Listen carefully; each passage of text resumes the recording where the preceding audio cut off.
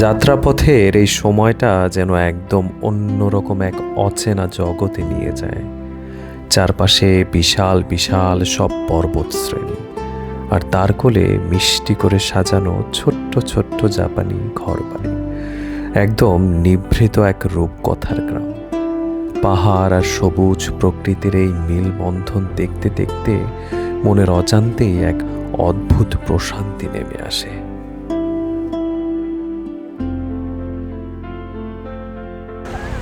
খুবই specific place, খুব unique place. এখন যেখানে আছি এখানে সমুদ্র দেখতে পারতেছি, বাট সমুদ্রের ঢেউটা অনেক কম, বাট ডেফিনেটলি খুবই ইউনিক প্লেস। এখানে মানুষ সমুদ্র থেকে জল এখানে চলে আসে, হ্যাঁ, অ্যান্ড দেন এখান থেকে যখন সূর্য ডুবে তখন মানুষ রিফ্লেকশনের ছবি তোলে, and it looks so beautiful.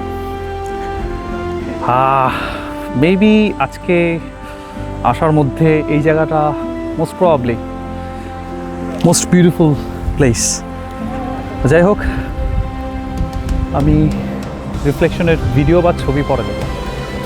এখানে সমুদ্র, সানসেট দেখা যাচ্ছে, আর ওইদিকে চাঁদও দেখা যাচ্ছে।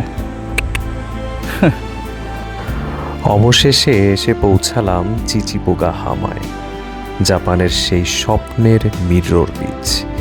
এই জায়গাটা মূলত বিখ্যাত দুটি সুবিশাল পাহাড়ের ঠিক মাঝখান দিয়ে সূর্য ডুবে যাওয়ার দৃশ্যের জন্য।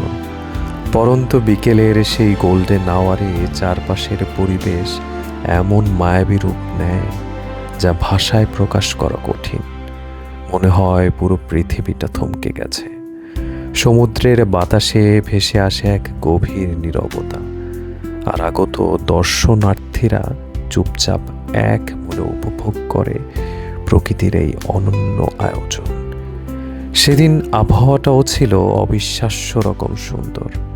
আমার এক পাশে আকাশে জল জল করছিল রূপালি চাঁদ, আর ঠিক অন্য পাশে লাল কমলা রঙের সূর্যাস্ত।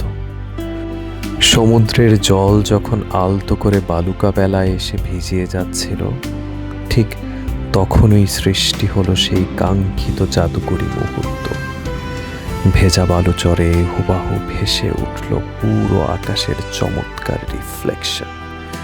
ক্যামেরা ট্রাইপড সেট করে যখন সেই দৃশ্য ফ্রেমবন্দি করছিলাম, মনে হচ্ছিল যেন জলের উপর ভেসে থাকা কোনো স্বর্গে দাঁড়িয়ে আছে।